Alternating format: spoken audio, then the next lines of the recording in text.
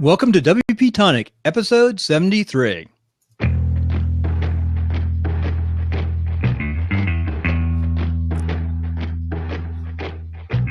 Today on WP-Tonic, we have Eric Hamm. Eric Hamm is the owner of Cobalt and the master of Dynamic. My absolute favorite thing about WordPress is Dynamic. Eric, it's a pleasure to have you on the show. Jonathan, let you take it away with all your knowledge and information to question Eric. As I listen, I'm the business guy behind the scenes that I've only been doing WordPress for 2 years, but I started with Dynamic and Genesis. And the reason why I did that is a good friend of ours who has about a 6 or 7 man shop here, uses Dynamic Genesis, your products exclusively for car dealer apps. Oh, cool. So that's how I got into it. It's been really good for me. Awesome.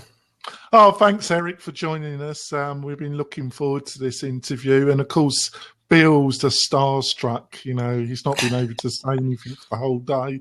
So let's have a bit of history of why did you decide to build this product, Eric? You know, that's probably taken over your life. Yeah, it pretty much has. Yeah, it's pretty much an organic kind of thing. I used to do like on-site computer service for about 6 years, from like 2003 to 2008, and after the housing crash happened and like half of my business kind of left because I had a lot of real estate agents and stuff. I ended up doing WordPress. Like I was doing like blogging and stuff, and I was going to try to make money with Google ads or something, and that didn't really pan out. But from there, I ended up getting involved, like because tech was kind of my background, I naturally gravitated towards custom coding themes and just messing around. And so I started doing WordPress web design, and that allowed me to kind of quickly transition to, the internet as far as a business, and everything. But I personally enjoyed coding the themes more than I did working with individual clients for specific websites and things like that. And so I had developed a theme called Frugal. I called it Frugal. It was just a free theme that I used for my own web design stuff. So I wouldn't have to have dozens and dozens of themes to kind of work through and everything. And a lot of people really liked the theme. And so I ended up, people were asking about it, how they could get their hands on it. So I was just giving it away for free. And after like 1,500 downloads, somebody said, why don't you stick like a newsletter sign up or something, get something out of it.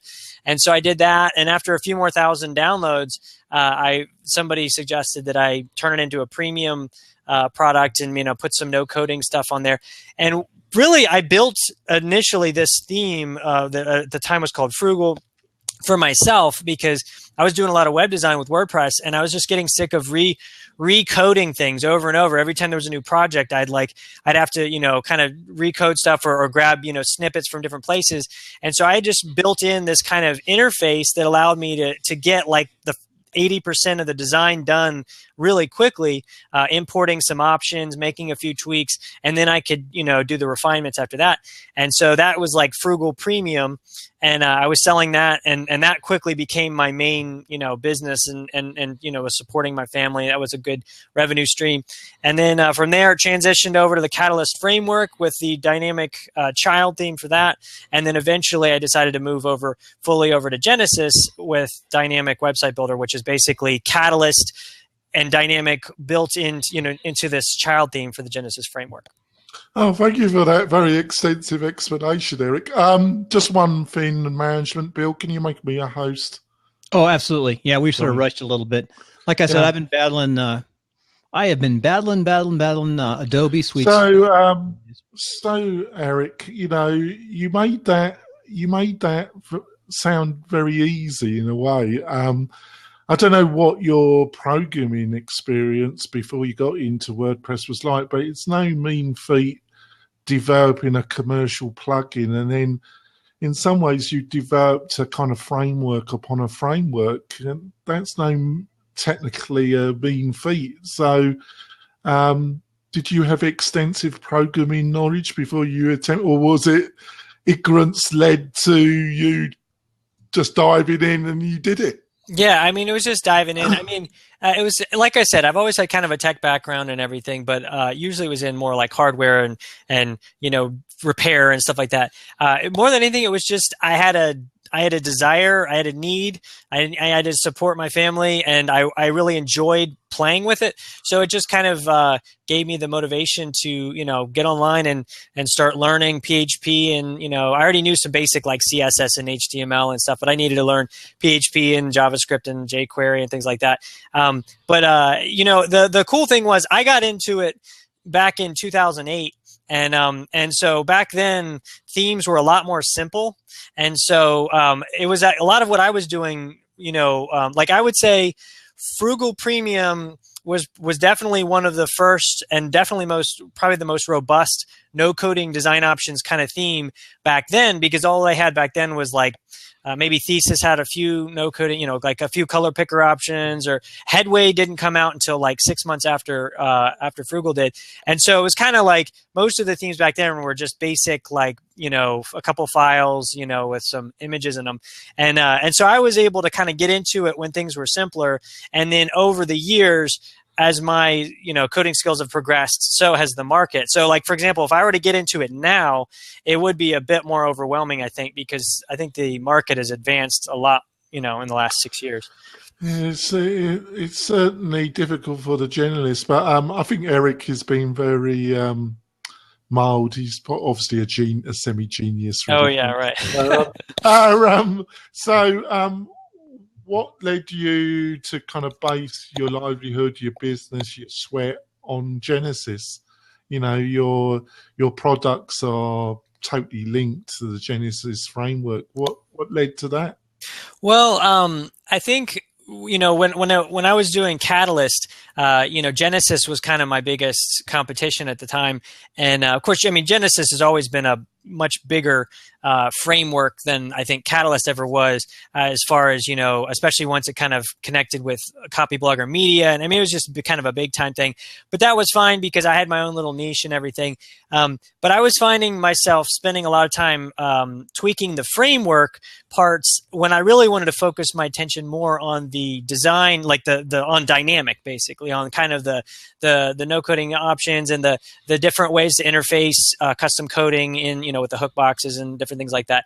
And so I liked the idea of just shifting over to the framework that was already kind of the most popular one out there, and at the same time being able to put more of my attention on the part that I really wanted to focus on and let Genesis developers focus on the framework. So and then on a side note, as you were mentioning, I do have everything kind of tied to Genesis, but I think I listened to some of Carrie Dill's interview last week, or that you guys did, and she mentioned about just hypothetically, let's say Genesis left or did something different or whatever. The point is you always need to be prepared to kind of take whatever you're doing and plug it into a different framework or a different platform or whatever. And for me, since I've already kind of had my own framework, it wouldn't be the end of the world if I had to just recreate another framework to plug in my tools. But as she was saying, I don't see Genesis going anywhere anytime soon. And they've been really good about third-party developers and third-party tools. They want there to be a healthy third-party development, scene and everything. So. Yeah, I think, I've had Brian Clark on the show. He was very generous to come on our podcast. And he seems a very capable and sensible CEO that understands open source and the community very clearly, doesn't he, Eric? Yeah, definitely. I think that that kind of merger or whatever between the Bryans, worked out really well for the community because it added a lot of stability. I mean, not that there wasn't already a lot of stability, but it created a larger kind of company that allowed the different people to kind of focus on their different areas. And I think it's been all in all, it's been a good thing for everybody. I haven't noticed anything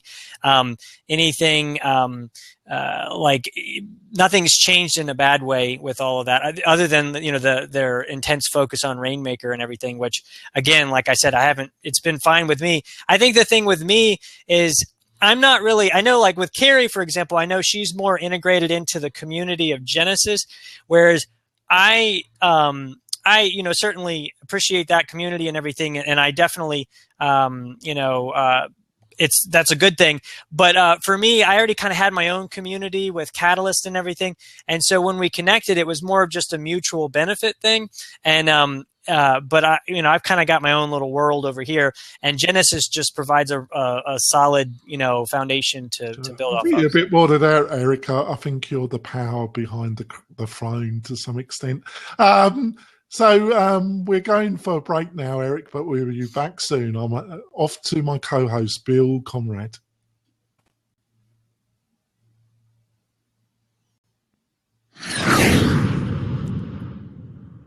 Well, we want to thank our sponsors, Share the Oils in Northern Nevada. And also, we want to give a little kick for Jonathan and the WP-Tonic and the main product out there, which is DigitalOcean. DigitalOcean, that's what I've just installed and started using as a provider. And Jonathan is now setting up people, getting all squared away on DigitalOcean. No, it has no cPanel. So you really need some expertise to do that. It's solid state. And of course, don't forget to go over to my site, netcasting101.com, to learn all the tricks on netcasting. So, Jonathan, anything else you want to talk about DigitalOcean? No cPanel, a lot of work. Great job, Bill. It works. Anyway, super fast. Enough for the commercials. Eric, we're going to give you the second commercial, the second break in about 7 or 8 minutes from now. But I'm going to ask the first question coming back. Being a business guy, I came into this learning WordPress. I've been around, computer systems and processes for 25 years.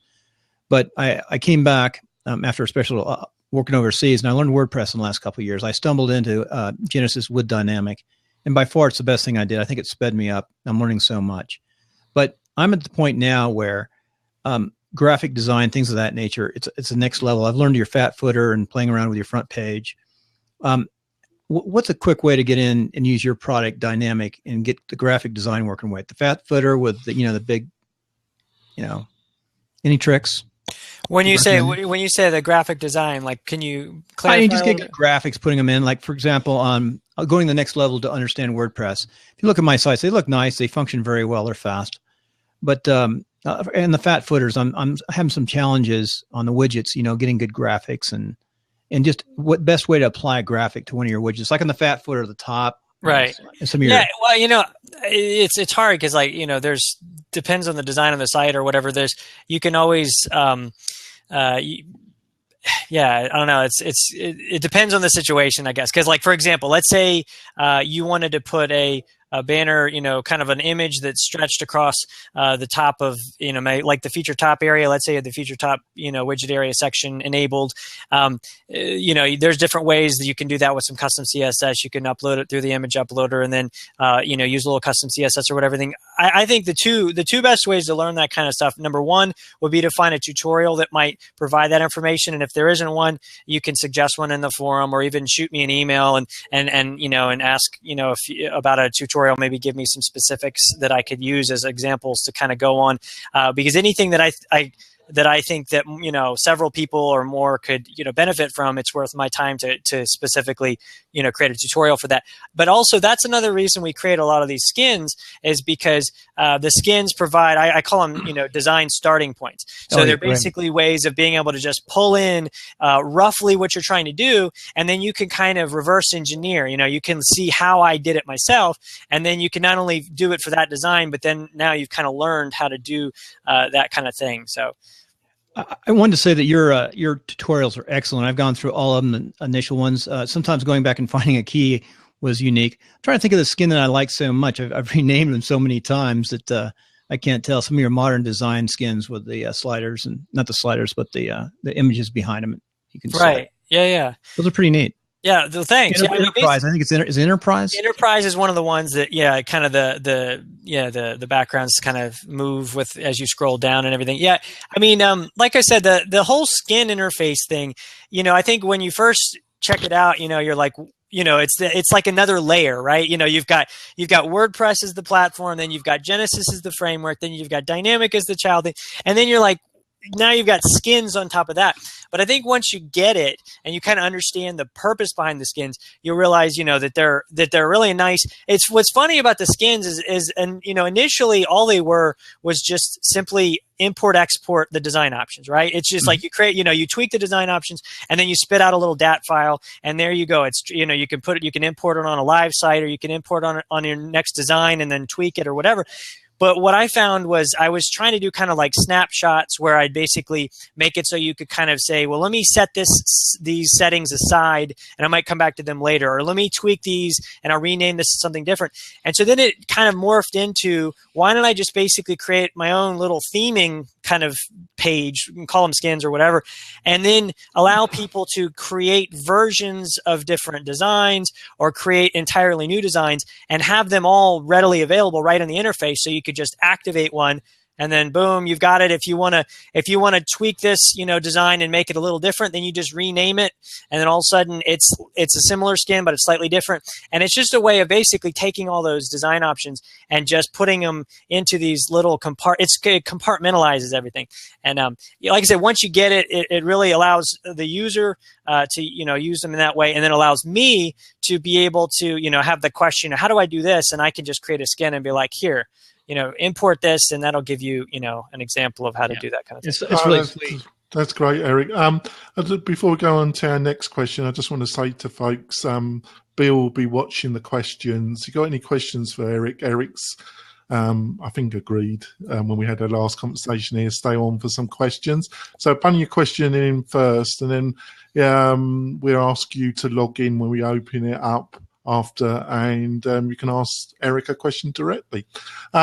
So we move on, Eric. I've got a couple of questions. The first one is, I wasn't aware that dynamic was a theme, actually. Was there a debate in your mind to do that, or to turn it into actual plugin? Was there a bit of a debate, or was it always going to be a child theme on top of Genesis? Well, first of all, I guess one thing to mention, actually, Dynamic for Genesis was something I developed about a year before I transitioned over to Genesis. So actually, I had that theme. The only reason I even created it was because people were asking, people would say, I have to use the Genesis framework, or I want to use the Genesis framework, but I love what you have with Catalyst. Do you offer anything for Genesis? And we had so many people asking, I finally just created this Dynamic for Genesis, theme. And so that was about a year before I transitioned over. And then after I did that, shortly thereafter, I created the Genesis Extender plugin, which is basically all the custom options of Dynamic. So not the no coding design options, but the custom hook boxes, custom widget areas, custom CSS, front end CSS builder, all that good stuff. And so I created that again, several months, maybe 6 months, 9 months before I moved over fully to Genesis. So that was kind of already established before I moved over. And so there was never really a thought about it. Then when people would ask about, how do I use Dynamic with X child theme, with whatever, minimum pro or whatever it is, I'd have to say, well, you can use Genesis Extender, but Dynamic is a theme. And the basic, I would say, as far as that's concerned, there's a lot more involved with the no coding design options and a pre-customized child theme, because to make that work together, you have to basically create all these unique default values for that particular design.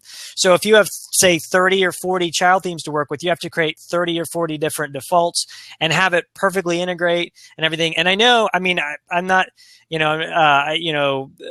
not to plug, somebody else's thing that, is potential competition, but there's, of course, the Design Palette Pro plugin, which is a Genesis plugin that as far as I know, works well, and it provides no coding design options for a lot of the Genesis child themes. And I know what they're doing is basically creating a bunch of these default values for all these different themes. So it's a lot of work involved to integrate, and also you're not quite as free to create the flexibility. So, for example, you can do way more with Dynamic than you can with Design Palette Pro, but that's because it's all about one specific theme, and so I don't have to accommodate 40 different designs and things like that. So there's a lot to it. It's kind of hard to explain. And no, you clarified that quite effectively, Eric. Okay. So you're given a picture why you went down the theme, and it's quite understandable.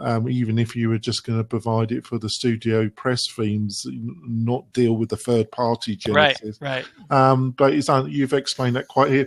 You must, in a way, with another plugin, a plugin, Beaver Builder. A lot of people now have kind of combined your product with Beaver Builder with Genesis, and there's been a lot of activity on the blogs, and a lot of people have used that combination, and it's become quite kind of, in some ways, regeneratized the kind of interest in Genesis from people that maybe wouldn't look at it. Would you agree with that? Absolutely. Yeah, because there's like Divi, Divi theme. Obviously, there's Headway, and there's several big themes that not only provide kind of the no coding design options, but give you the page building. See, that's kind of those are kind of the three different areas. You've got the framework, that foundation, and then you have the design. And so if you're not really a hardcore coder, it can be really useful to have lots of design options and things like that. And then the third one is the page building. And so, for example, with Dynamic, I do include, the easy static homepage and the fat footer and the feature top, but that's kind of more just like a basic kind of either getting started or just for simple sites, simple designs or whatever. You can do a good amount of combinations, but if you want like pretty complex, huge home pages and stuff like that, you may, what people you would in the past do is they would do the easy static homepage, and then they would kind of build off of that with some custom coding or maybe do whatever. But so yeah, once they added in like Beaver Builder, for example, you can really now, in 10 minutes you can have a beautiful homepage, really easily done without any coding or anything like that. And I'll mention, so when Beaver Builder came out, and then people were asking, even Divi I think's got a plugin that works now with Genesis, I think, for page building. I can't remember. And then there's another. I think there's possibly a free one. There's a bunch of these page builders coming out more and more. And early on, when they first started coming out, people were asking, when's Dynamic going to come out with the Dynamic page builder or whatever? And I kind of chewed on it a little bit, but when they were coming out more and more, I would play with them. And personally, I thought they were awesome. And there was so much, I could tell there was a team of developers that put everything they had into that. It's a lot of, it's a pretty big time plugin, just Beaver Builder, for example, to work really well. And I felt like that I basically at that point I could either try to reinvent the wheel, or I could just do what I can to make my product work as well with these other products as I could. And so I came out with the Page Builder page template that works really well with Beaver Builder and things like that. And people have found that they work really well together. And so I just keep my focus on what I feel like Dynamic does. And then, yeah, they do a good job of, igniting the interest in Genesis. Yes. Oh, thanks, Eric. We're going into our next break, folks. So Bill, my co-host, is going to take over.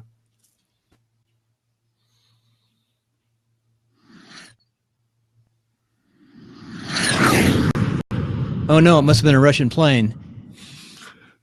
Anyway, Eric, we're back. We're on a break right now, and we're back for your commercial. So tell us a little bit about your business, how we get a hold of you, how we buy your product, things of that nature. What's your best? What product should we start with? Sure. So you basically get in touch with me, either email me through the contact form on CobaltApps.com. Or if you're already a member, you can obviously log into your My Account page and contact me through that contact form or our support team. But Eric Hamm on Twitter, or CobaltApps on Twitter, and then you can CobaltApps on Facebook.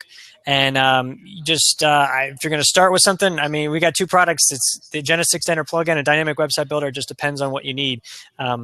Whether you need a full-blown no coding design options kind of child theme, or if you need just something to make customizing your pre-customized child theme, then use the extender plugin. So.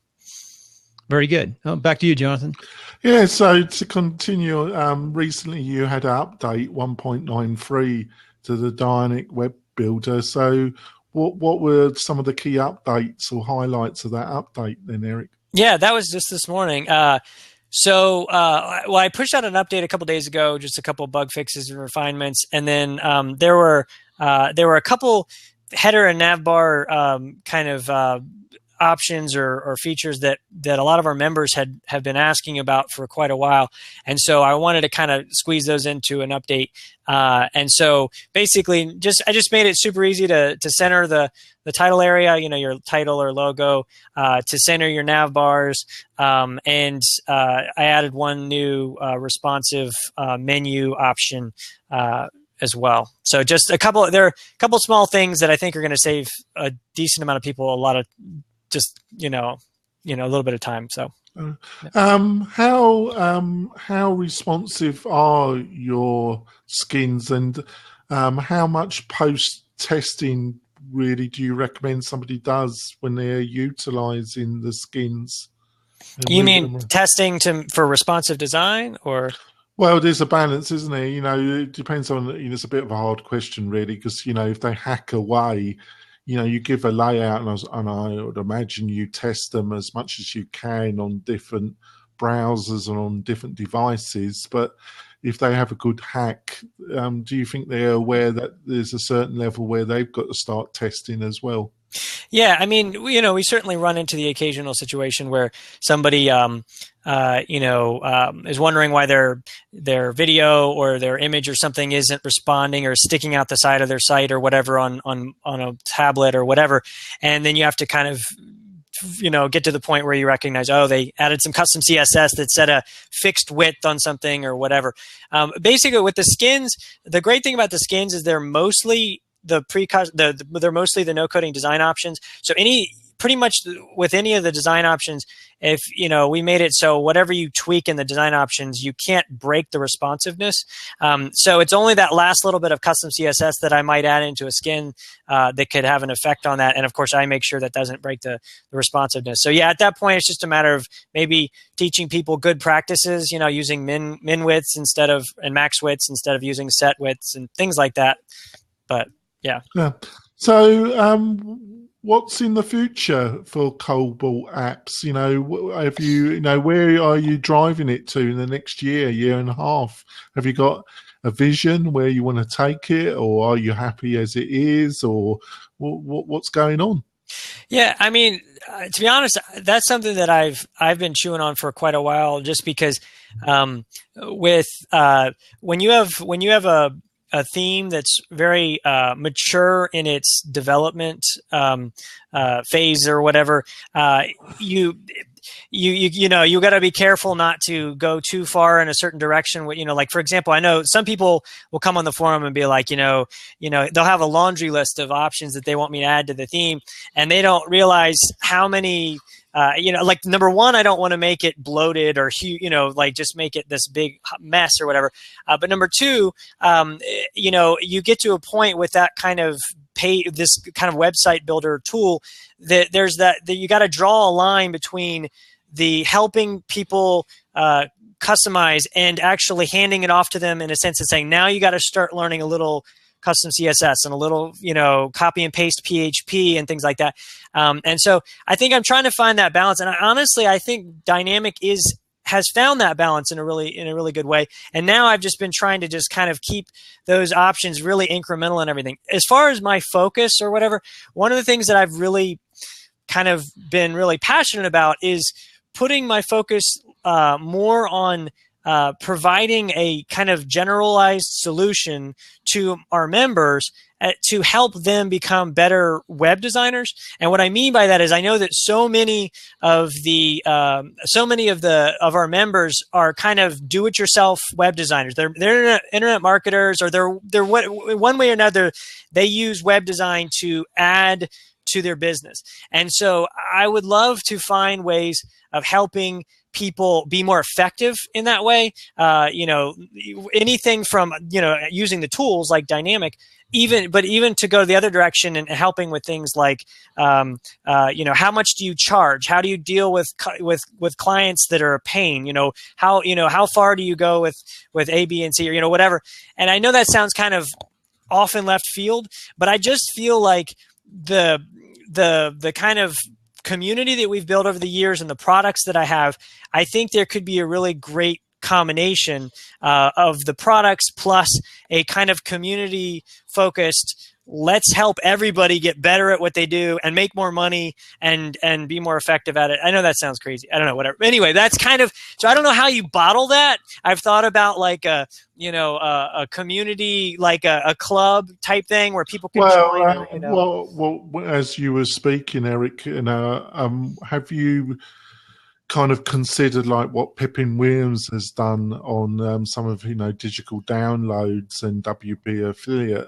Have you been tempted to kind of build a small kind of offer it out to third party developers and kind of build a small internal marketplace where you got kind of third-party extensions that offer like small micro extensions to your core product? Yeah, no, I've definitely thought about that. I've actually had a lot of people even suggest that, as far as just, instead of putting so much emphasis on, updating Dynamics features, focus on like small plugins and things like that you can sell, or even in some cases you could just offer to add some functionality.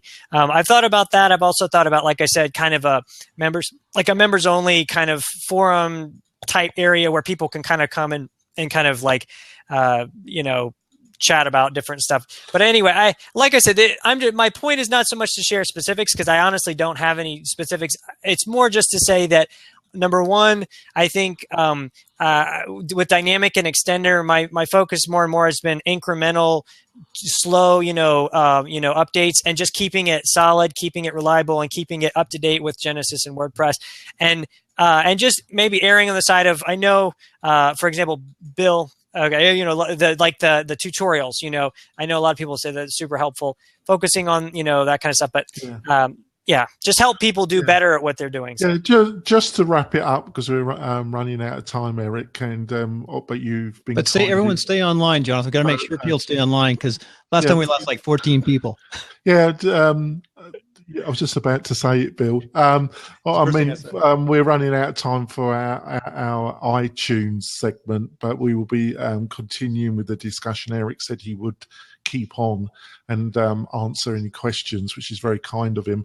But to wrap up the iTunes section, Eric, at US WordCamp, or WordCamp US, we had, it's obviously that the core WordPress is changing. It's going to change this year, or 2016, quite considerably. And the focus is going to be on JavaScript. How do you see that? Do you see that affecting you and how you develop your core products? Hey, Jonathan, I'm going to interrupt because I'm going to drive people over to WPTonic.com to go to YouTube to find the answer. That's the way they get over to your website. Whatever, Bill. See, everyone wave goodbye for iTunes, and we'll be back on YouTube on WP-Tonic.com for Eric's answer.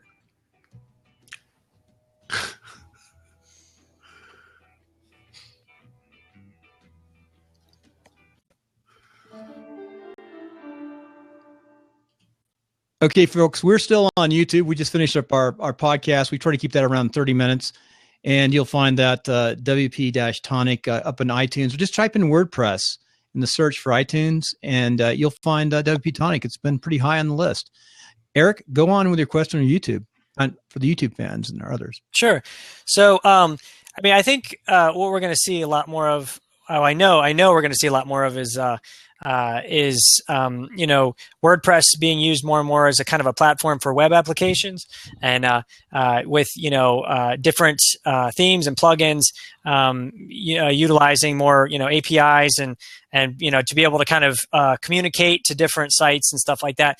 And so with the kind of latest REST API with WordPress and everything, I know they're kind of building that foundation for the third-party developers to start kind of being able to utilize that kind of stuff. I personally haven't done anything with it yet. I'm just I've been just keeping it on my radar and just kind of seeing where it goes. But I definitely see that more and more because, I mean, obviously not only being able to communicate with other websites, but being able to communicate with different devices, being able to have tablets and mobile devices integrate with the plugins and, work differently depending on the device. And so, yeah, the JavaScript kind of shift is going to really provide that platform. So yeah. I'm going to drop out for a couple of minutes, Bill, I want to get my cup of tea. So, Kim, let somebody else join in and I can join them when I get my cup of tea. Yeah. You got a question, Kim? You going to ask Eric? Just a quick one, Eric. I'm new to Dynamic only because Bill's been talking about it. So I had taken a look at it, but I haven't actually used it yet.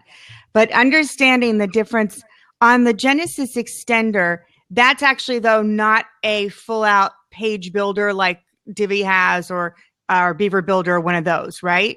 But that would not be a competitor there.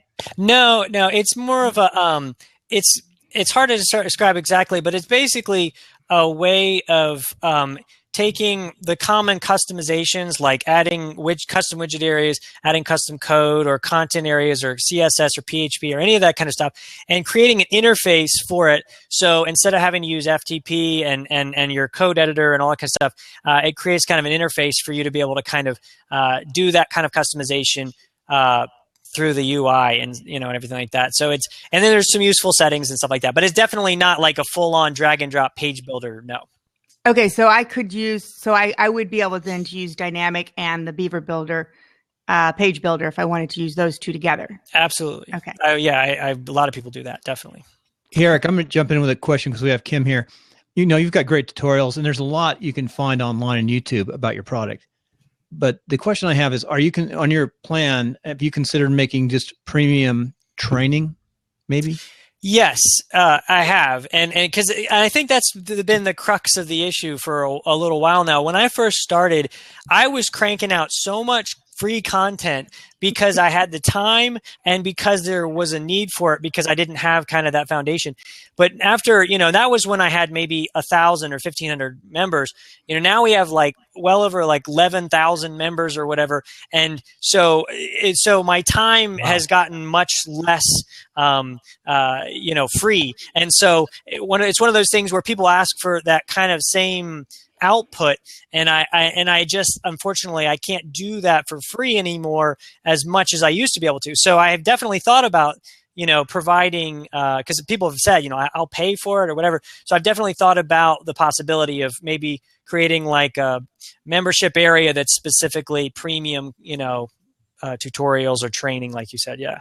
A nice skin, some premium skins maybe hooked in with some of your other products. Like I said, the next level is sort of the Beaver Builder for me with the doing a little bit better design work. I mean, it's good. Yeah. My sites are good. I like them. They're functional. Yeah, no, definitely. But I want to take it to the next level. Sure. So Kim does courses. What if you're going to set up some courses online? What do you think you'll use? What kind of platform for membership? He's still there? Did we lose him? Are you talking about me? I thought you said you're talking to Kim. Eric. Yeah. No, he was telling you that I teach courseware, and he was asking you if you had thought through what platform you might use yet. If I were to do courses. I don't know. I use a lot of Pippin's plugins, Pippin Williams. So, he's got, I'm totally blanking. What is it? Something Restrict Content Pro, I think. So that's something that I've kind of played with. But I honestly haven't done a lot with that kind of software. So I don't know. Yeah. Kim can tell you all about it, but there's so much. There's a lot out there. Yeah, I'll reach out to you outside of this, Eric, on that, because that's exactly what I do. And I love Pippin. He's awesome. I particularly teach his affiliate WP platform. Yeah. I think for courseware, though, you've got some better integrations if you wanted to do something more like Paid Memberships Pro with a true learning platform. Right. That allows you to give something that truly delivers us higher end, since you're looking at maybe making it premium. Right. That makes sense. Might be something for you. Yeah. I'd appreciate that. Yeah. So. Samantha, welcome. Oh, hi, Samantha. Hello. Hi, Eric. Lovely to meet you. Hi. I'm only calling in. I'm not a WordPress expert. That's why I'm calling in, obviously. But I'm calling in because some of the ideas that you had there are really good, Eric. Building a community of other WordPress experts and having a group where you can learn from each other is really valuable for small business owners, especially. There's a lot of small business owners, like I've created communities on Twitter, and there's a lot of small business communities that want to know this stuff. And even if they did a course, maybe if they did Kim's course, they still need guidance along the way, So there's lots of ways you could do that. I just think that you're onto something there, and it is definitely possible to build a community. You could use a hashtag, create a Twitter chat. There's lots of things you could do, and it does work. I'm proof of that. If you just want to check out Irish Biz Party, that's a community I created. But you're in the US, are you? Yes. Yeah, well, I'm in Ireland, obviously Irish Biz Party, but I have created USA Biz Party. So keep an eye on that, because I'm going to be creating a huge network of small business owners, and the small business owners like me, that I know how to put up a blog post, I know all the basics, but I don't know stuff that maybe I could do. Maybe I'm a little bit afraid to do because I think I'm not techie enough, because I'm more of a social media person. But, if there was someone like you that could teach me once a week how to do this stuff, I'd be really happy. And, if it was going to make me, save me money in the long term, instead of hiring someone or putting them on the retainer every month to do this stuff for me, then, it would be just so valuable to a small business community, I think. That's all. I just wanted to say that. I appreciate that. No, I really appreciate that. That's so useful. That's such useful information. So, because you know what I mean? You never know, you have ideas or you thought, and you just, until you kind of get some feedback, you don't really know if it's something that would be worth the time. But I definitely agree that would probably be a good direction to potentially move. And when you create something like this, and when it starts working, your profile goes up and your sales go up, because you are seen as the top person, the top guy that knows his stuff. So when the minute someone mentions WordPress, they're going to think, oh, Eric, he's the guy. Oh, ask him. Sure, I wouldn't know. Ask Eric, Right. And then you get your consultations and all that kind of stuff. So just wanted to say that. I appreciate that. Yeah. Hey, Samantha. Hey, check out, make sure you come on. You have been on our timeline. So I just put the link in there. See if I'm still blocked in Ireland. Blocked? Oh, what do you mean? So go ahead and go on there. If you need a custom time, give a yell, and schedule come up on timelines. Oh, yeah. Okay. Yeah. Another one to look at, Eric, for you, because there is a difference too in, Samantha, what you're talking about, more general WordPress memberships and support. There are several of those, but also for Eric, because you have a solid product already. One company who does well on that for their specific product is Paid Memberships Pro with their support. So, PM Pro is a membership plugin that's free, but then they have the $99 a year for their support. But it's not general WordPress support. It's specifically about their product. So they're not competing with, WP Beginner and these different other membership groups. And they do a really good job with that. I'm a member of their group, and they truly, it's a place where, and I don't know if this would apply to you, but I'm thinking with the possible for premium skins and that it might apply, but they will actually have things where they handled more of the heavy support on custom codings, for example. That's where you can write in on, I want to customize this plugin, and they will actually give you the custom coding pieces if you're part of that private membership area. So it's definitely an upper echelon group, and yet it's so specifically around their target market and their product that they're not competing with anybody else. So it kind of makes a nice differentiator for them. Yeah, no, that makes sense. And I think one of the key things that I've run into is finding that balance between plugging yourself into something enough to where it is your offering to your members or whatever as a premium offering, but not getting so specifically tied into it that it literally consumes all of your time. So I think that's where building the community part is huge, is being able to kind of have the ability to, get other, like you said, other knowledgeable people involved, so I can come in and continue that momentum without literally doing everything myself. And so that's just kind of what I'm trying to feel out. But I think it could be a really useful thing for our community, especially. So. And I think, Eric, I'm not trying to plug myself here, but I mean, even there are like other people, like, I mean, for example, I know my friend Carol, she's mad, like she would love this. She would just love this conversation right now. She's just WordPress mad, like, but she's not so fond of the social media side of things. And so there are people that can do other things. Like, I mean, I am not a WordPress person and I would not be able to do it, and I'd rather pay someone to do it, whereas, right. There are people that might be good at other stuff that WordPress experts might not be so good at, maybe promoting themselves, for example, that we would be good at, and vice versa.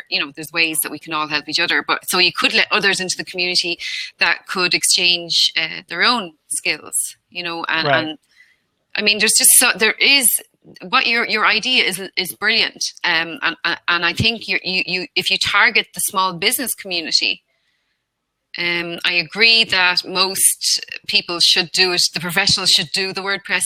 Really, I think I prefer to pay someone to do it that I know does it right, and that's it. But what are you laughing at, Jonathan? I just think that the small business owners and even the medium-sized businesses, like, they really, it'd be nice for them to know about it and know the ins and outs of it, even not, and then just pay you to do it anyway. Do you know what I mean? You don't have to teach them how to do it, like, as such. Right. Yeah, absolutely. Yeah, that makes sense. Yeah. So another question, Eric. Obviously, you've been running your business now since around 2008. What's one of the biggest things you think you've learnt, or maybe one of the biggest mistakes that you learnt the most from in, you've been running your business now for about 6-7 years now. So on reflecting, any big mistakes that you learned from, or what's the biggest thing you've learned? Yeah, I mean, because I started off, early in the, and things have shifted and, so much, it's hard to, have that kind of crystal ball and look into the future. But obviously I can look back and see, what I wish I had done. For example, I mean, my goodness, I wish I had from day one started with a yearly membership fee instead of just a one-time purchase, but that's what everybody was doing at the time. And it's only been the last couple of years that everybody's kind of shifted over to kind of a membership fee. But unfortunately, that it just means that probably more than half of our members are lifetime members, which is great. I'm very happy for them and everything. But and honestly, it's not a bad thing. I mean, as the community, it's a good thing. But it also means that unless they buy something else or they pay for something else, they're not contributing to the business revenue stream.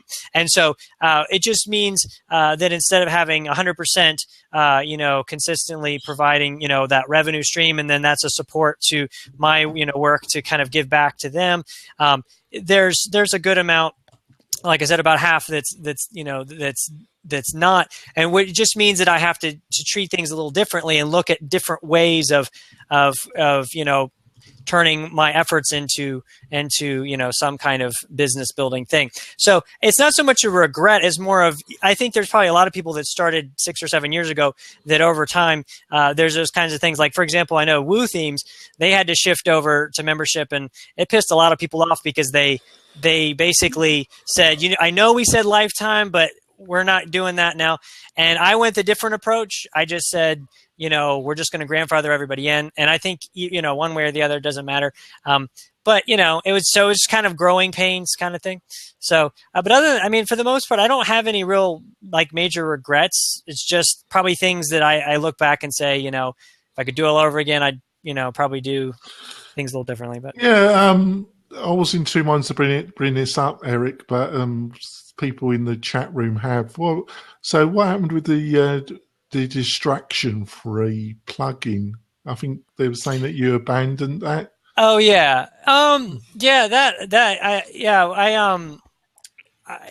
know. I know what happened to it, but yeah. So basically, I pushed out this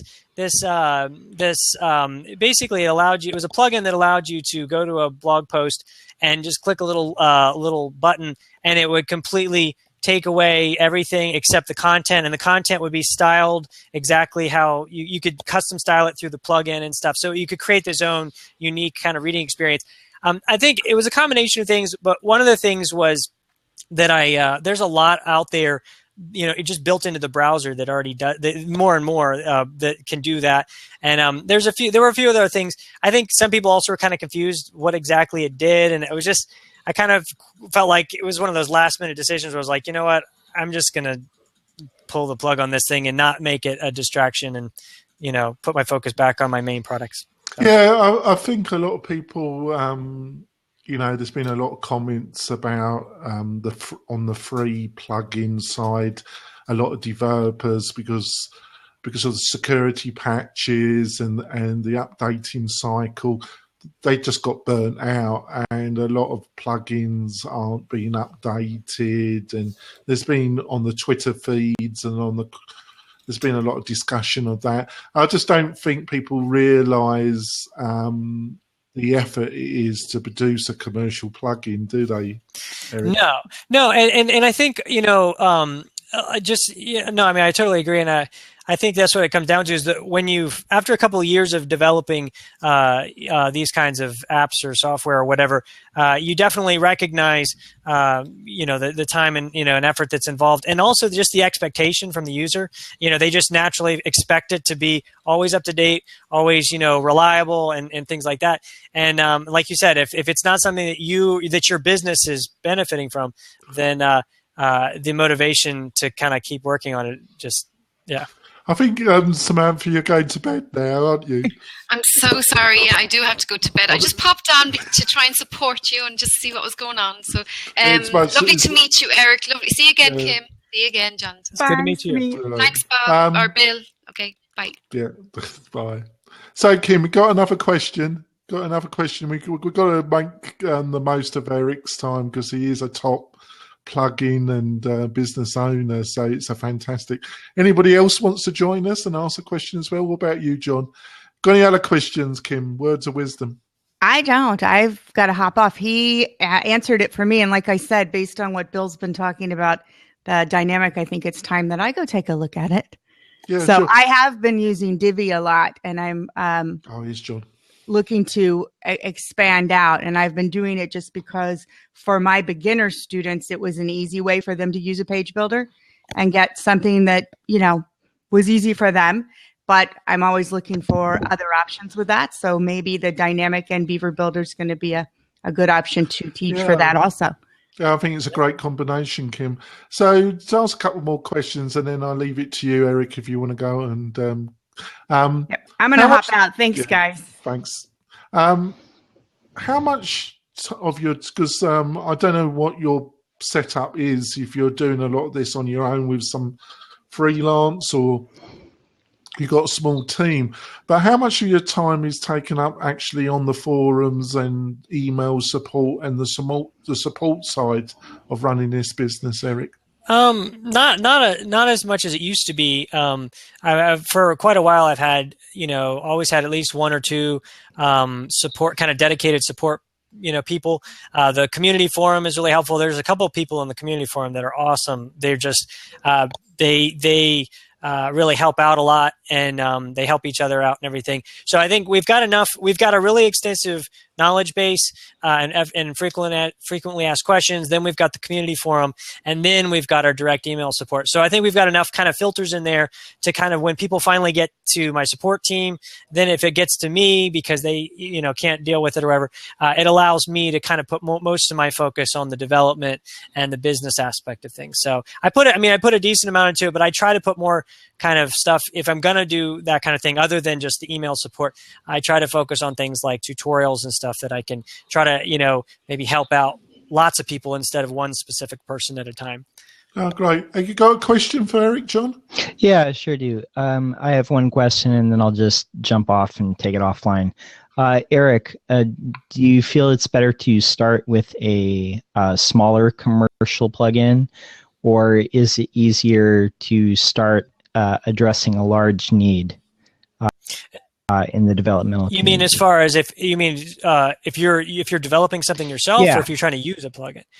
Okay, so you're saying if you're a developer or an upcoming developer, Sure. is it better to kind of start with like something like small and kind of work up, or is it better to just kind of hit it hard and just try to do something big? Is that what you're asking? Exactly. Yeah. Okay. I'm sure there's not a right or wrong answer there.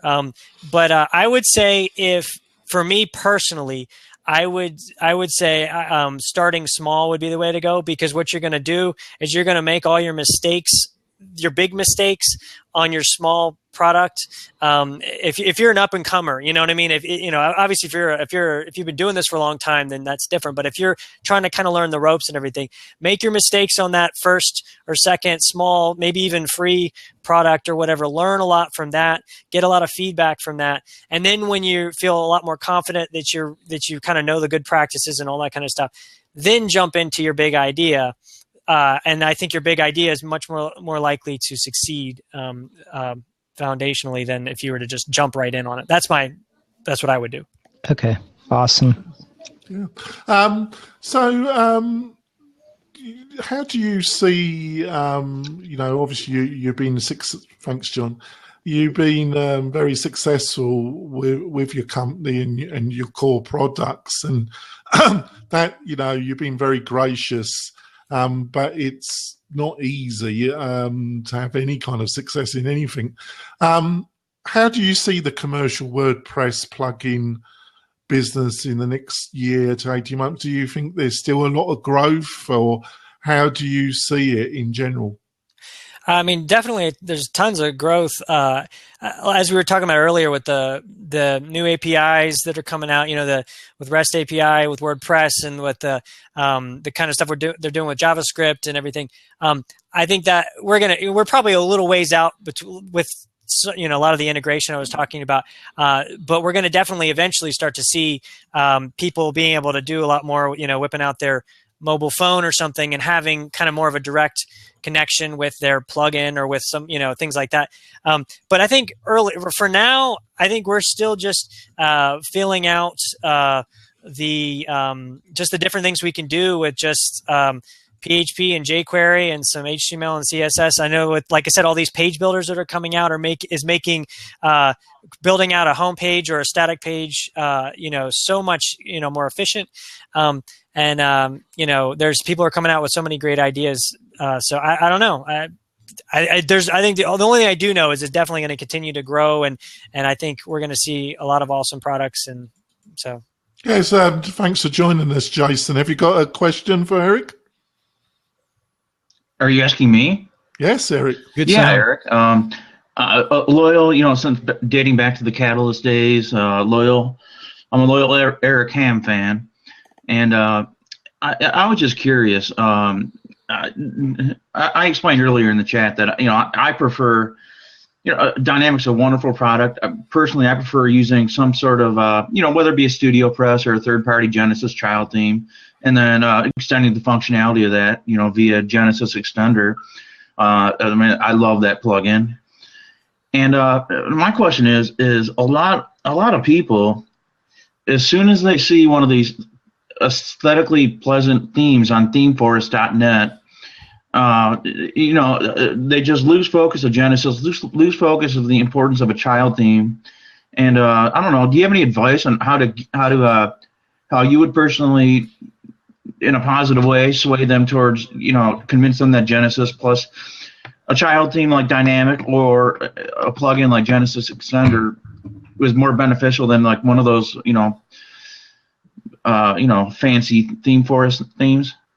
The only thing I could say is I don't know if you have any personal horror stories that you can kind of share with them, but I know for me, I have plenty of them.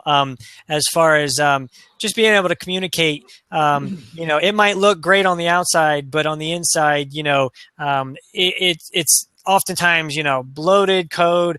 It's not upgradable a lot of times. So, if there's any kind of WordPress jump, good luck finding an update. Now, not always. I mean, some of them are fine, but it's kind of hit or miss. And it's just, I guess, asking the question, do you want to kind of take that risk for your business or whatever you're putting, installing it on? And like I said, I mean, I'm not saying that every theme forest theme is bad or anything, but I do agree, from the web designer's perspective, you want to have that peace of mind yourself that if you're going to build something for somebody, or if you're going to, encourage them to build something with a certain tool, that you're using something that you can confidently know that in a few years, it's still going to be solid.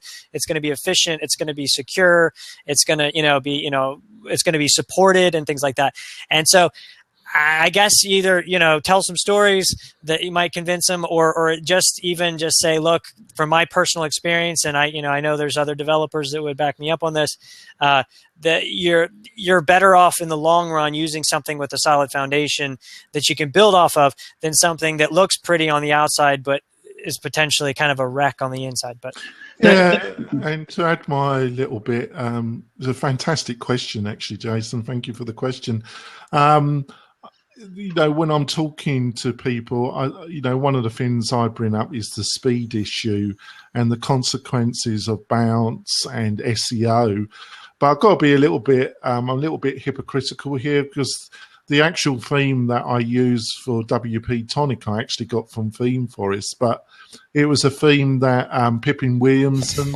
Go away, Bill. It's a theme that Pippin Williamson uses for his own podcast, and I had a discussion with Pippin, and he had checked it over, and he reckoned it was really well coded. So if it was good for him, I thought it was good enough for me. There you go, Bill. Take that, Bill. You still haven't got the search on the front side yet. It's coming, Bill. Love easy search. A lot of podcasters use Genesis, and some use Genesis Dynamic. I think John Lee Dumas started with Genesis Dynamic. I don't know if you know that, Eric. Oh, yeah? And he started and he handed it off, but that's his base. Yeah, that's awesome.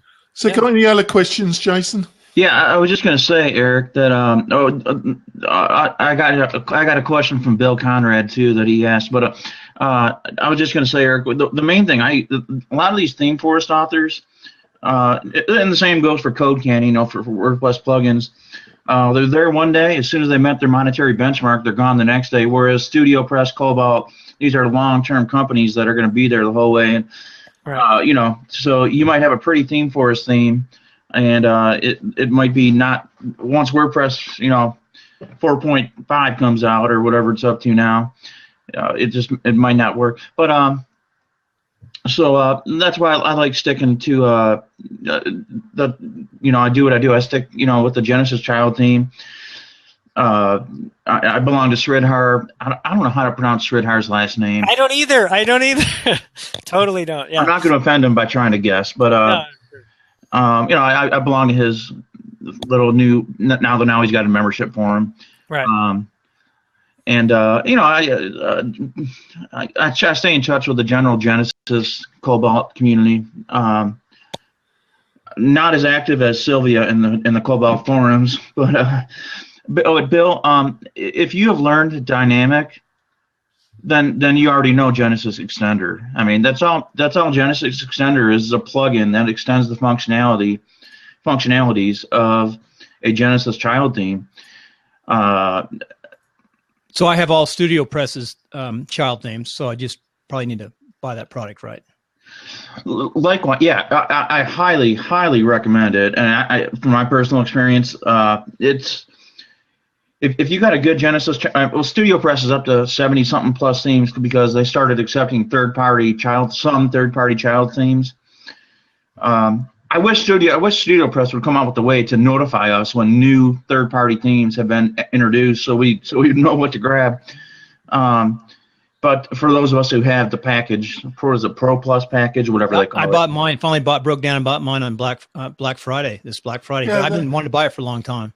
That's another excellent point, Jason. I'd just like to ask you, Eric, have you considered maybe at some point also having a library of Genesis child themes?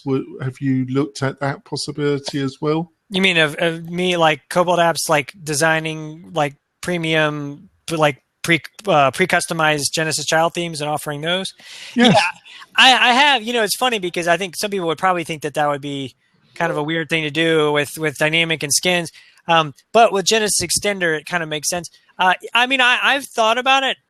It's certainly not on the front burner right now. It might happen. But I always wonder if just turning those into skins, wouldn't be, I guess I could do both the child theme and do a skin version. I've thought about that as well. So yeah, it's been a thought. Well, because I feel, you've got tremendous credibility in the community, like what Jason has said. You've supported your product, you've stood by it, you've got a lot of credibility in the Genesis community. So people, in some ways, you'll be doing people, you'll be making yourself extra revenue, but you also be helping people out because they know it's coming from these themes are coming from a truly credible source, wouldn't they? Right. Yeah, that makes sense. Definitely. You know. Any other questions, Jason? You seem to be doing better than me. Oh, any other questions? Well, Eric's forgotten more knowledge about Genesis and about WordPress in general than I've ever known. But a lot of things, I've been dabbling into this Rainmaker stuff lately, just trying to justify the cost of it and things like that. A lot of these things are geared towards internet marketers. Not all of us are internet marketers selling whatever they sell. Selling, I'll make you rich if you various things. Ironically, I started out, and this whole thing, I started out as a black hat search engine optimizer years ago. I'm talking back to the Alta Vista. I could tell, Jason, you got that look. Back to the Alta Vista hotspot. I wasn't selling like Viagra and things like that. I don't even know if Viagra was out back then, but no, I was just dabbling in it, and I gained an intimate knowledge of how search engine algorithms work and evolve, more so than just following Google guidelines. That being said, I consider myself a gray hat SEO. I think it's important to know Google guidelines and important to know Matt Cutts and watch his podcasts and things like that. But I also think it's important to know search engines and their tendencies. But that's how I started out. And but my question for Eric is, can you explain in a 1, 2, 3 kind of nutshell thing what this Rainmaker is, and do you have any plans to somehow coalesce with it? And before Eric answers that, I think a good resource for you, Jason, would be to look at the WP-Tonic site. And I forgot what Pacific episode is, but if unfortunately search is not on the home page, but it is there. Do a search for when we interviewed Brian Clark, and he does give some insights on a quite considerable long interview why he went down the Rainmaker road. I just thought I'd give you that. Go on, Eric. I'm sorry to butt in. No. I'm probably not the best person to ask about Rainmaker. I only know just the basics of it because both of my products, and definitely Dynamic, are not really compatible with it because it's kind of a closed system, and so there's a lot of specific requirements. And basic pre-customized child themes are not a problem, but robust, lots of options, kind of thing. There's a lot more involved that doesn't make it really compatible with their system. So pretty much from the very get-go, we talked about it. I talked about it with somebody, I don't know if it was Brian Gardner or somebody, but and basically determined that it wasn't going to be, that they weren't going to be compatible. And so ever since then, I haven't really paid much attention to Rainmaker. Not to say that it's not something you'd pay attention to, because I know it's a big thing and everything. But like you said, I think it does. It is, there are a lot of internet marketers on there and everything like that. And so I think it's a useful tool. I know a lot of our members even certainly use it themselves, in addition to using our stuff. So I don't really know enough about it to really give much advice. Neither do I. I just know Brian Clark, Brian Gardner. They're very well respected. A lot of people have a lot of good things to say about them. So I just thought I'd dabble that question in there. That's really it, Jonathan. Oh, thanks, Jay. if you want my two halfpennies, Jason, and I don't want to speak for Brian Clark because he's quite capable of speaking for himself and very passionately and wisely. But my impression was that they were looking a little bit outside the WordPress because, and I don't know, after I've said this, I'm going to ask for Eric's comment about this. The WordPress community is fantastic, Jason, but it is a little bit internal looking and it is a bit of a bubble in its own right. And what the impression I got with Brian is that with Rainmaker, they were looking at like HubSpot and some of the other CMS systems that's around starting at 300 plus, going up to 2,000. They were looking at like HubSpot got venture capital. It was I think their last round they got over 30 million additional dollars.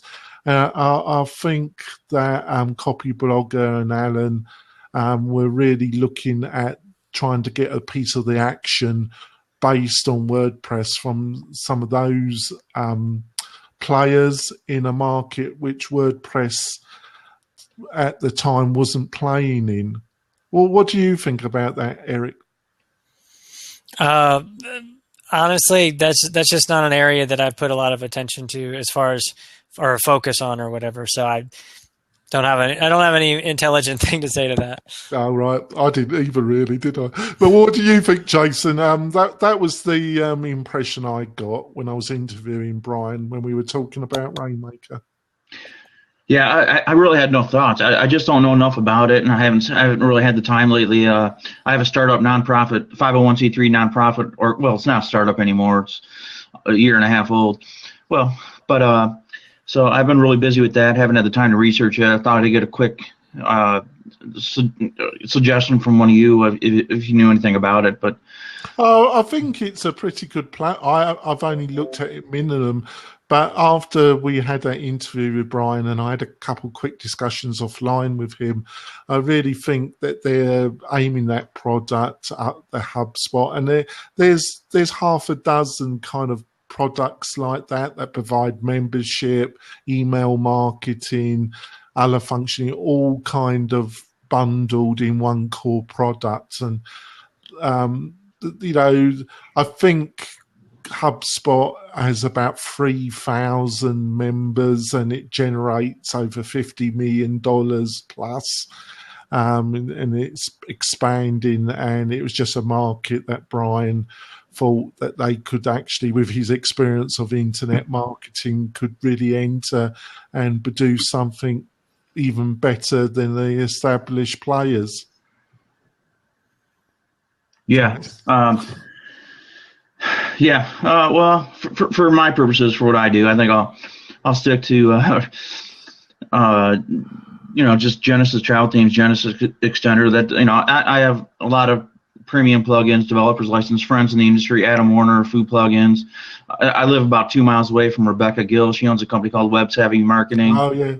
I'm a friend of Rebecca, and she's a fabulous, and she's recently been on the show as well. They're fantastic themes, very well coded, and she's like Eric. She really supports her product, doesn't she, Jason? Yeah, she's she has a lot of third-party Genesis child themes. A lot of them are more, if you will, feminine Genesis child themes, but they're really well constructed. She's definitely done her homework. Other than I spent 8 years at Cornell University, but other than that, I've lived in Detroit here, suburban Detroit here all my life, and I live about 2.5 miles from her, and I've never visited her. I'm just I admire what she's done. She's built a lot out of nothing. Well, she's probably not based here. You do realise she's got a secret bunker somewhere in Michelin, somewhere in the area. She wouldn't tell us precisely where her bunker was, actually, Jason. Yeah. Yeah. Yeah. You didn't get it. It was just a joke. Hey, Eric, I know it's probably getting late back there. Yeah. So we'll let you appreciate it. And when you get time every day at 9 o'clock, I plan on about 2 weeks in advance max. I have a short show called Timelines of Success. It's just a 30-minute show, maybe 10 minutes afterwards. Not real long, but it's just your background, success, life principles type thing. Yeah. You can shoot me an email. Yeah, I'll do something. Eric. We got the cat. That's another tradition. He's not going to attack you, Jason. Jason, that's for you too. Also, Eric, just FYI, there's a couple of places when you go to a Blab site when it's put in here. You can actually go back to the website. This is Blabcast or any place in Jonathan's site if you can find it on the search. It's coming, Bill. You're such you're such a nag, Bill. It's unbelievable. I mean, I'm trying to really focus on Genesis Dynamic. I was trying to get this Jonathan in, and he's getting there. It's been painful. But thank you so much, Eric, for coming on the show and agreeing to continue on Blab. It's a great platform for getting people like Jason on and getting feedback from your community.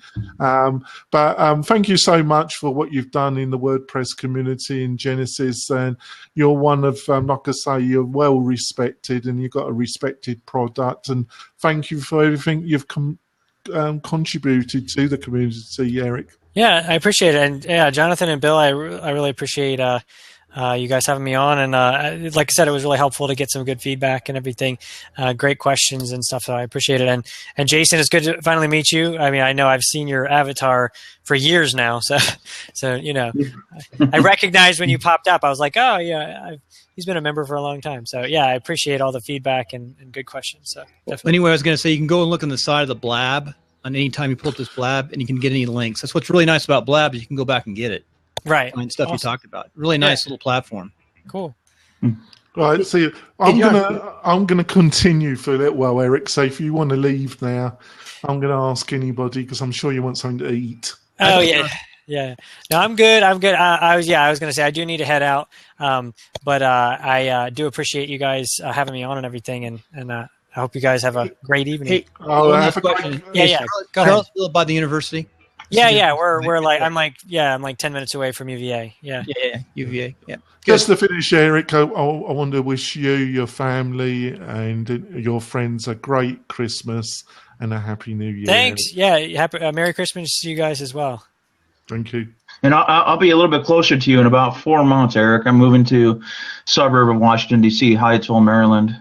Oh, there you go. Yeah, we're planning on moving to Roanoke, which is about two hours south. So I'll be a little further away in this summer or whatever. But yeah, so we'll be in the same vicinity. So awesome. Yep. Cool. All right, guys. See you, Eric. Take care. Thanks. All right. See you later. Hey, Jonathan, how's the sound? How's the music sound right now? Is it light? You can just about hear it. It's really weird. This crazy thing is not like shooting the volume up.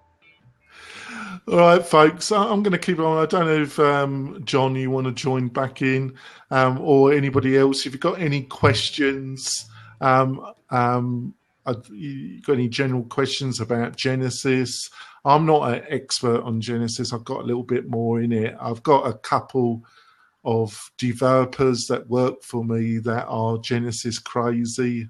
They learn a lot more than me about it, but I'm not a beginner either. It looks like Jason here is pretty knowledgeable about Genesis. So if any of you got any questions or want to join in, we're here to answer anything, basically, or anything WordPress in general, if you want to ask or come in. So, Jason, I don't know if you followed what was WordCamp US and the announcements around JavaScript and the things that were announced about that. But what was your impression of WordCamp US and some of the announcements?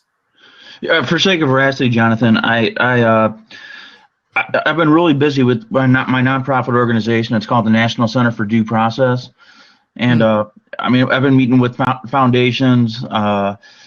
Back and forth to DC on a bi-weekly basis. So I didn't have a chance to, really, I know I didn't glean much knowledge from that. I didn't have a chance to glean any knowledge from that. All right. So, do you want to tell us quickly a little bit about your foundation, your non-profit? Oh, well, it's the National Center for Due Process, and we just feel that we feel the United States incarcerates too many people. We have too many laws on the books, and not to say that bad guys, jails and prisons do have a place. We just feel that, look, we have 4.4% of the world's population, but we have 25%, 1/4 of the world's prisoners. And our politicians have the audacity to stand in front of a camera and call us the leader of the free world. We're one of, I don't get into liberal this, Democrat this, Republican, conservative this. I never have, never will. I just have opinions on issues. We're one of 2 developed democracies that still carries out executions. Funny enough, Jason, I'm sure Bill will correct me, but Bill runs a political blab, and I think our subject on Sunday, our core subject is going to be around prisons and the judicial system. I think it starts at 10 o'clock, doesn't it, Bill? Yep, it starts at 10. If you want to hit the pod, I mean, you're qualified to be the first 30 minutes on the iTunes part, if you'd like to come up. Yeah. Oh, you mean tonight? No. On Sunday. After Meet the Press, it's 10 o'clock our time, so it'd be 1 o'clock your time on Sunday. Yeah. I know right now. We've had 1,200 people drop through. The height of our. So what I think Bill's agreed, Jason, is that we start at 10 and we have half an hour warm up. No. 10 o'clock, I'd like to get the podcast going. I wish we would agree something, Bill. Because 10 o'clock, the podcast goes. It only takes a few minutes. I mean, maybe starting there 10 minutes or 10 o'clock. Yeah. Anyway. I've never known you start that program yet around. Oh no, we talked for a while. You're right. So we have a half hour warm up, and then when Bill actually gets around to press the record button, we have half hour. It'd be more like 40 minutes. Jonathan, you know why that is? Because of a couple of people on that show. We have. I think it's more, but it's going to be interesting, Jason, and because of your experience and your commitment to your non-profit, and we've had like what Bill said, sometimes we've had over 1,100 people come through the show, so it might be worth your effort, Jason. Yeah, how do I get to where I'm supposed to get? I just put Meet the Voter on there. Meet the Voter. You got an email or contact or anything? Yeah, Jason. Jason. I'll put it in the thing. Do me a favor. I don't know what your schedule's like or during the weekday earlier, but let me do this too. If you put it here, we can go back and find it too. See that timeline success interview? Go in there and sort of just fill something roughly out there, so I get some information on you. And you're welcome to do a timeline any day. I do it every day. Yeah, so basically, Jason, you've been utilizing Genesis to build up your non-profit website and to as your core of your public relations and outreach. Is that correct? Partially. Really, I have a corporation called Web Presence, and I worked for Ford Motor Company for a lot of years, and in the IT staff there. Much of it dealing with the intranet, but I was in khaki pants and a polo shirt, badge, all the corporate stuff, and 2% raise every year. Your desk gets an inch higher every 5 years, and I was just like, do I really want to do this the rest of my life and be 90 years old and like this? So I took a flyer and I started a company called Web Presence Corporation based here out of Detroit, and initially it was just strictly SEO, or I call it search marketing. I don't call it SEO, but a lot of my clients were just word of mouth clients from people from Stack Exchange that I've never met, but a lot of Cornell University alumni contacts, and that really started it off. Then I started to get more into WordPress design and using Genesis for that. I first utilized Dynamic, and then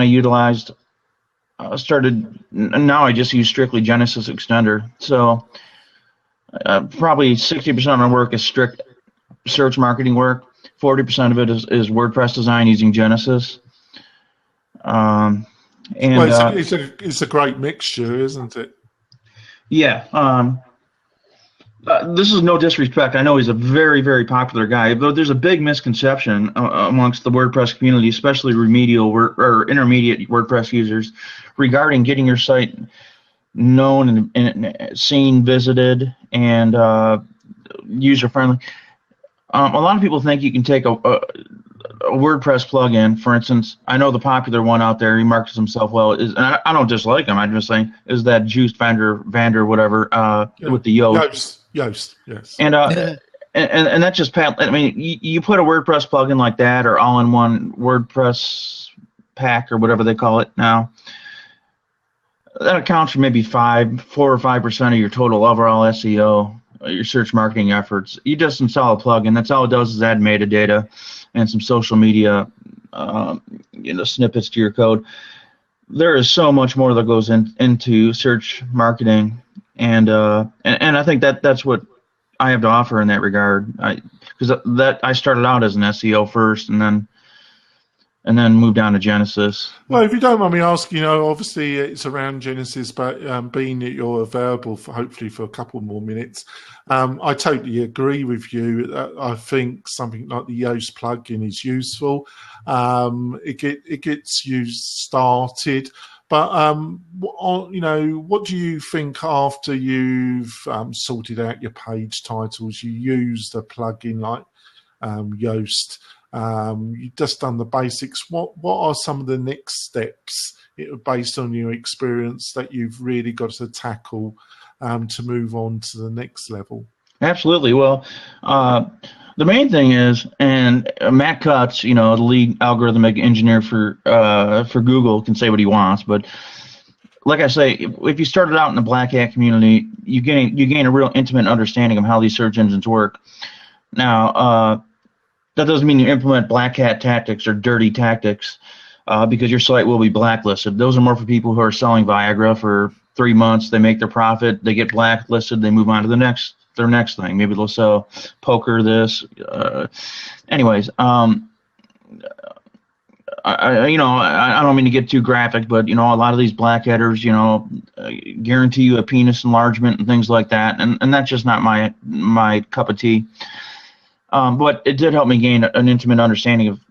To answer your question, there about 10 to 15% of your search marketing efforts is on page. That is the Yoast or all-in-one SEO pack, metadata, H1 tags, titles, meta descriptions. Although there's an argument out as to whether it's even good or not to have meta descriptions.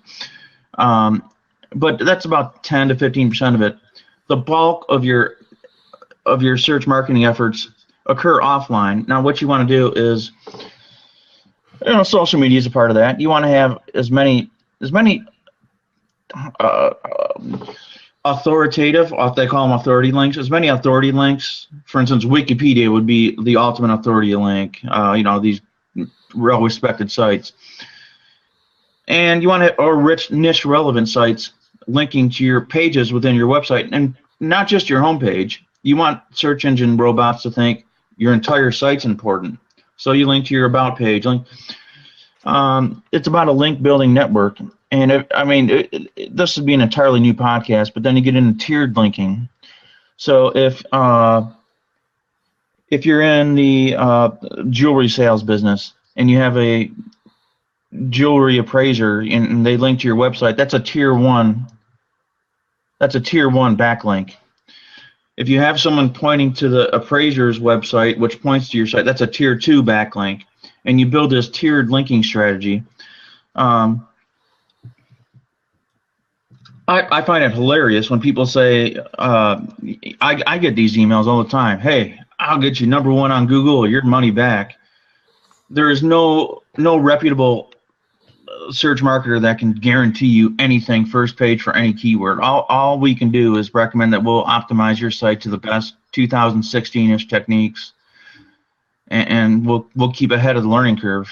Have you got any kind of insights? Because I agree with everything you've just said. You know, the next step up is that, you know, it's at the core of Google's technology and of SEO is quality links that have authority, domain authority coming back to you, because that was at the key of the revolution that Google brought in. But have you got any insights? It's not easy to get sites that have real authority to link to either one of your own properties or maybe a client's property. Have you got any kind of insights, a couple of insights on practically how that might be accomplished? Yeah, I do. Do you have a credit card? No, I haven't. I was just wondering if you would just give a couple of tips. No, yeah. Because, you know, saying it and doing it, I thought that you would be open to it because you can tell somebody how to do it, but doesn't mean that they would have the dedication and the time and the fanaticism to actually apply it. Okay, I mean, some basic, I mean, very basic, and I'll give you one example of something I just did recently that I've done in the past, but very basic is just link exchanges. You have a niche relevant partner. Okay, I was born and raised in Detroit. Let's say you're an automotive supplier and you supply robotics to the automotive industry. Maybe you'll have a CNC machining factory that you work with to make parts. And so, hey, you know, you want a backlink, you want to list a link to my site, I'll list a link to your site. Now, there's other things that get mixed. There's link juice, and it's complicated. But that's one way. You know, going social. You know, that's not all your SEO, but it's an important part of your off-page SEO marketing. You know, Facebook, Twitter, Google Plus, especially Google Plus in particular. Yeah. They're all authority websites. Whenever you post in a forum or something, under your signature, leave a backlink to your site. And again, you vary your anchor text. Your anchor text being your keyword. So instead of saying Jonathan Denwoods or BillConradProducts.com, instead of saying that, say Bill. Instead of say homemade furniture out of North Carolina, and then anchor. Then that'll be your anchor text that you use in the hyperlink. Use keywords in your anchor text is what I'm saying. Don't just. I'll tell you one trick that I've used for a lot of years, and it still holds true to this day. A lot of SEOs will say, no reason to backlink on Twitter because their relative rel equals no follow links. That doesn't matter. Any links I put on Twitter get indexed by Google within 30 minutes. But what I'll do is I make tweet friends with big shooters out there. I'll semi-digress in a sense. Before I was even doing a web presence, I experimented with this, and I made friends with, I'm talking people with millions of followers, like Taylor Swift. And all you have to, no, I didn't do her, but I mean, it was somebody, I'm forgetting her, but somebody with, tens of thousands of followers, and you just compliment them a couple times on Twitter. Maybe ask them to follow you. I got Jose Baez, Mark Garagos for following my nonprofit, famous attorneys. And once they retweet a backlink of yours, that they pass it on to 100,000 followers. So then there's 100,000 backlinks, all from an authority website, and next thing you know, you go from having 300 Twitter followers in one day to 5,000 a week later. Yeah, I agree with you, because a lot of people say it because it's non-follow, but there's been a number on Search Engine Land and Moss and a number of industry seen as thought leader blogs that have debated that non-follow of certain quality still really matter and still affect. And I think that kind of social media is a strong signal to Google, and they're processing so much data per minute, per second. They're processing gigabyte, trillibytes, God knows what term it is, of data, and anything that highlights a site with increased authority will put you on the radar. So I think you're totally right there, Jason. Yeah, and I just developed hobbies. My latest hobby is I've been making a lot of videos, and making a lot of cartoon images and things like animated videos and things like that, and things like that. Also, you use that for search marketing efforts too. You send a video out or a creative image that proves a point. I could probably put a bunch of links in here to my Imgur account. Go ahead and do that. You can go back and pick them up too. But I'll show you one, and this got the reach on Facebook on this was, my lord, over 1 million. I mean, well over 1 million. It got shared, about 3,000-4,000 times. Let me find it here. Just simple things like this, but videos of the same thing, animated videos if they're good.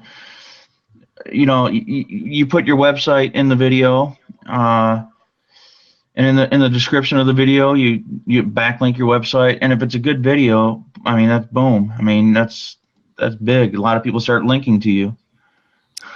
Yeah, I think I've spent a little bit more attention on the two properties that I'm actively involved with, because I've scaled back my own SEO consultancy and even my own WordPress work considerably this year, because I've been concentrating on WP-Tonic, but on another major project, Jason.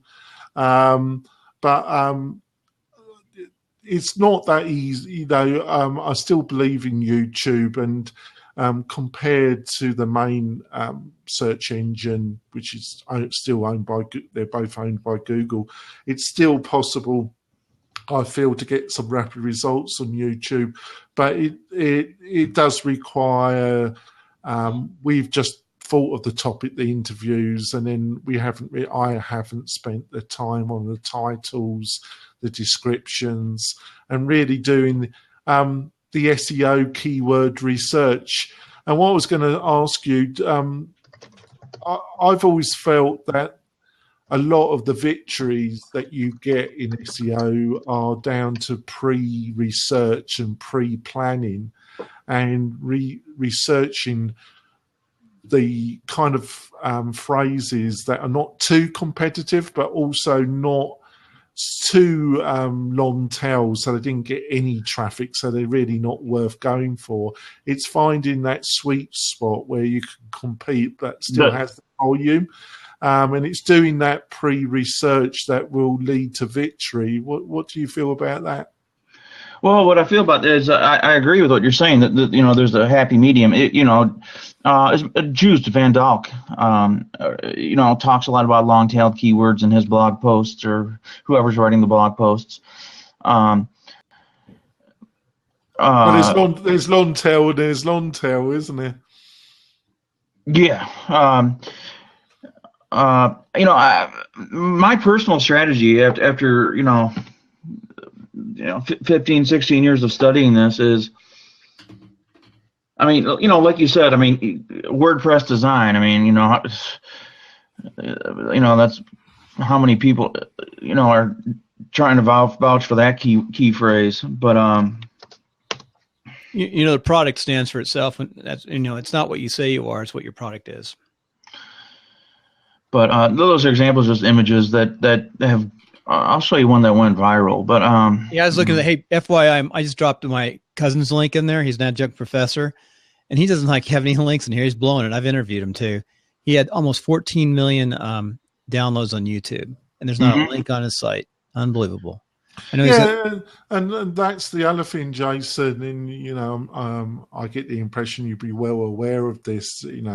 Is a lot of, you can get something that gets a high volume of traffic to it, but then you're opening, what do you do with that traffic, and how do you convert it into something that's beneficial, either to your oneself or to your client? That's a whole other can of discussion, isn't it? Right. Well, getting traffic's fine, but if it's the wrong traffic, and B, if it is the right traffic and you still don't convert it in some way, it's a bit of a waste of effort, isn't it?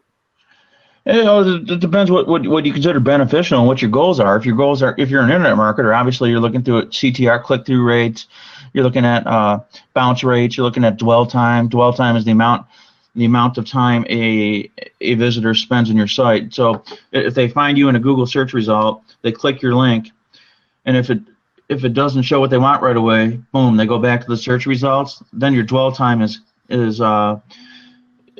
minimal. And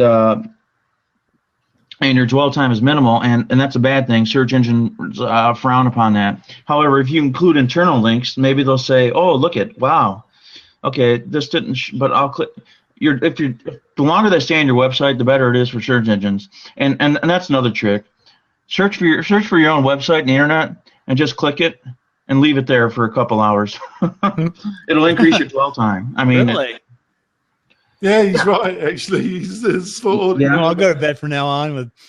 Yeah, right. I think. He's talking to somebody. Yeah, a couple jumbos. Hey, Jonathan, I just dropped in I had one question I want to ask him about, and it happens to also be the about meet the voter. I just dropped that link in somewhere. Let me drop it in again. So meet the voter is one of our shows, but if you look at the about, it says 9:45 come up. It's 10 o'clock for the show start, though. It's a little different there. Yeah, but I do whatever, Bill. We know. I hope that we have a warm up, and that will enable. Nick may not be on this week, so.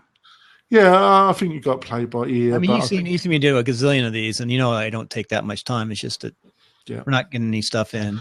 Well, Jason, please look at joining us at around 10 o'clock on Sunday. But this particular podcast, WP-Tonic, we're one of the top WordPress, iTunes podcasts internationally and nationally. We do this at 4:30 every Thursday Pacific Standard Time. So next week, even though Christmas, I think we are going to do one. Yeah, we're going to do a year in review or something. If you're around, join us, Jason. Yeah, absolutely. I think I have everything in here bookmarked and in my calendar. But on a side note, this is just a very simple graphic. For whatever reason, this guy.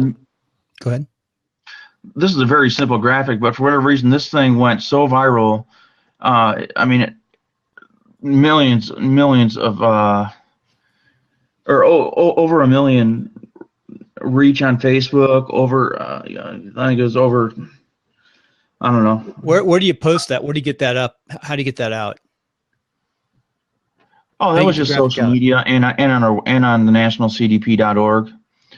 But it was just a point to demonstrate how we're so the prison lobbyists, in my opinion, in my organization's opinion, the prison lobby is really running Washington D.C. and state capitals, nationwide. California, they took over 25 years ago. The Correctional Officers Institute, whatever. Well, yeah, there you got to deal with the CCPOA, the correctional. They led the way. They're a prominent special interest group. They run Sacramento pretty well. Third House. There's also. I was a vice mayor of a city before the war. There's also, I think, is it Malcolm McDowell, the writer that also writes for the New Yorker? Malcolm Goodwell. Is it Malcolm Goodwell? He wrote a book, and he has a chapter where he interviews the father of the lady that got shot in a Californian small town that led to the free offences in your out law.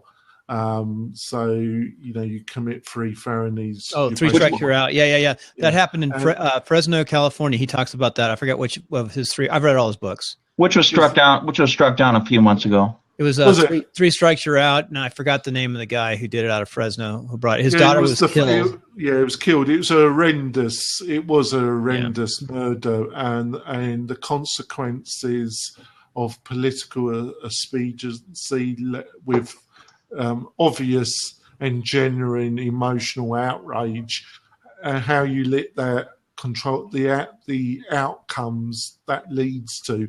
And I think it led to an enormous explosion in the prison population in California. Did it, Jason? Well, again, this is another podcast. What really led to the prison explosion in California? If you look at any graph? I'm going to go ahead and pause it. Let's talk